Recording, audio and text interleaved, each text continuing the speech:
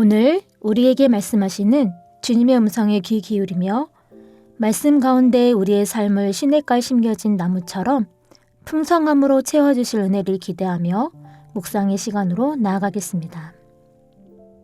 먼저 성령님의 임재하심과 도우심을 위해 기도드리겠습니다.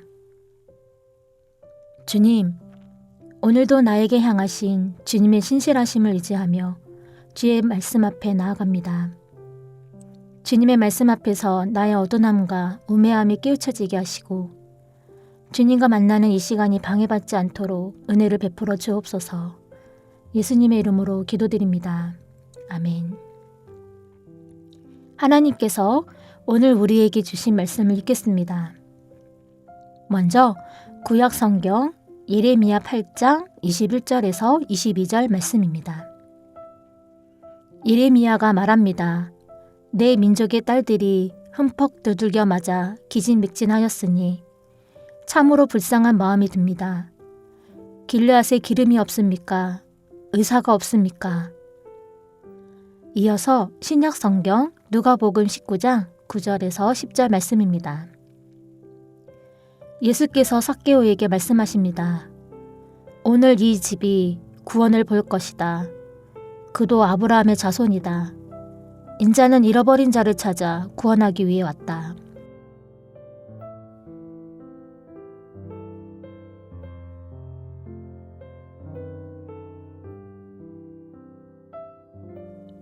이번에는 순서를 바꿔서 다시 한번 읽겠습니다.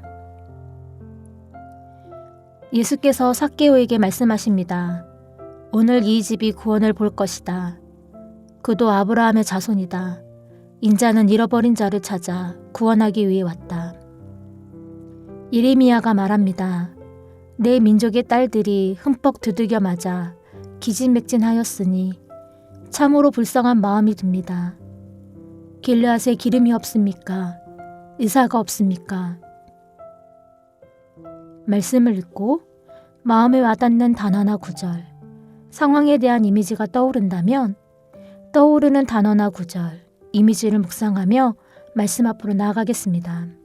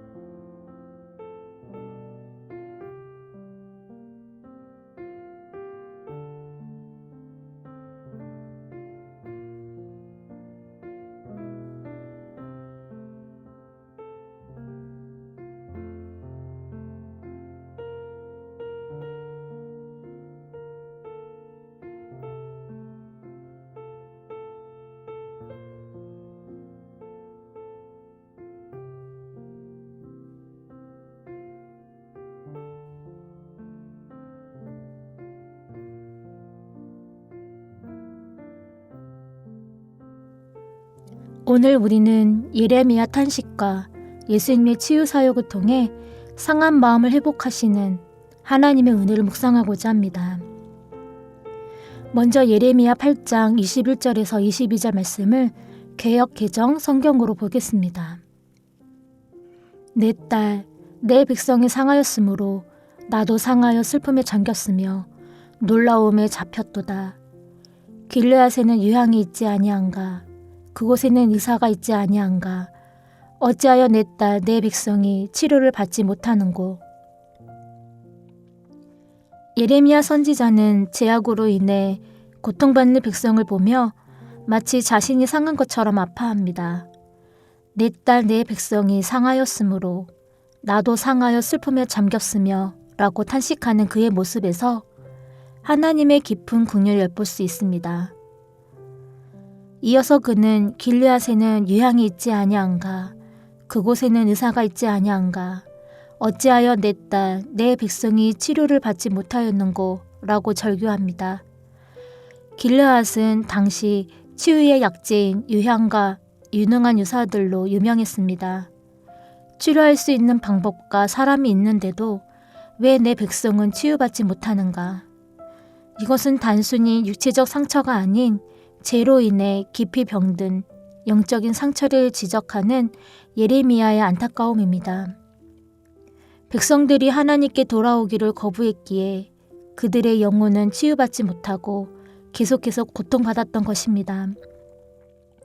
우리도 살아가면서 때로는 예레미야가 보았던 백성들처럼 마음이 상하고 병들 때가 있습니다. 관계의 어려움, 실패와 좌절, 깊은 죄책감과 같은 것들이 우리 마음을 갉아먹습니다. 우리는 세상의 방법으로 그 상처를 덮으려 하지만 진정한 치유를 얻지 못합니다. 그렇다면 이 상한 마음은 누가 치유할 수 있을까요? 바로 예수 그리스도이십니다. 누가복음 19장 9절에서 10절 말씀은 이렇게 선포합니다. 예수께서 삭개오에게 말씀하십니다. 오늘 이 집이 구원을 볼 것이다. 그도 아브라함의 자손이다.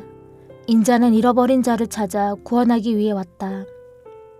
이 말씀은 여리고의 세리장 삭개오에게 하신 말씀입니다.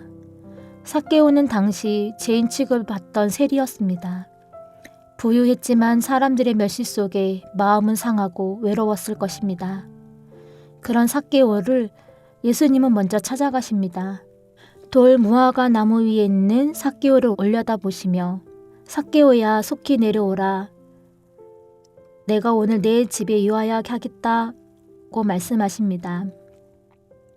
죄인인 삭개오를 아무 조건 없이 찾아가시고 그와 함께 식사하신 예수님의 사랑과 용납 속에서 삭개오의 굳게 닫혔던 마음이 열렸습니다.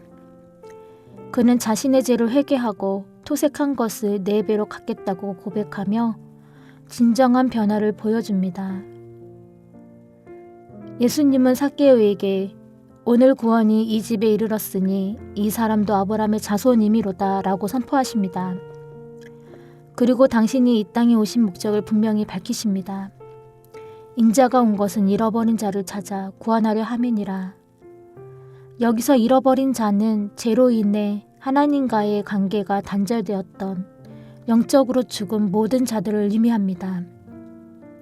예레미야 시대의 상한 백성들처럼 죄로 인해 방황하던 삭개오처럼 그리고 어쩌면 오늘날 우리처럼 죄와 상처로 고통받는 모든 영혼들을 찾아 구원하시는 것이 예수님의 사명이었던 것입니다. 성도님들, 예레미야의 길르앗에 유황이 없는가? 라는 탄식에 대한 참된 답변은 바로 예수 그리스도이십니다. 예수님은 우리의 죄를 씻고 영혼의 상처를 치유하시는 진정한 유향이요 우리의 모든 마음의 병을 고치시는 참된 의사이십니다. 그분은 가장 깊은 죄와 상처까지도 만지시고 회복시킬 수 있는 유일한 분이십니다. 오늘 우리 마음에 상함이 있으십니까? 죄책감과 절망 가운데 있으십니까? 삭개오를 찾아오신 예수님처럼 지금 이 시간 여러분 마음의 문을 두드리시는 주님의 음성에 귀 기울여 보시기 바랍니다. 나의 상함의 문제는 어디에 있는지 묵상하며 우리의 모든 아픔과 상처를 주님께 내려놓음으로 진정한 치유와 평안 그리고 구원의 기쁨을 누리시는 오늘 인생이 되길 소망합니다. 기도하겠습니다. 사랑과 은혜의 하나님, 예레미야 탄식을 통해 죄로 상한 우리의 마음을 돌아보게 하시니 감사합니다. 또한 삭개오를 찾아오셔서 구원하신 예수님의 사랑을 통해 저희를 찾아오시는 주님의 은혜를 깨닫게 하시니 감사합니다.